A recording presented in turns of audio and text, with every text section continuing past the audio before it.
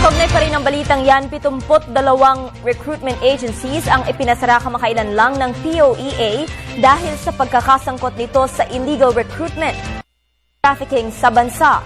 Ito ang ipinahayag ng isang POEA official sa isang forum sa lungsod ng Maynila. Bukod dito, umapela din sila sa publiko na tulungan silang i-monitor ang recruitment agencies na pinatatakbo ng mga banyaga.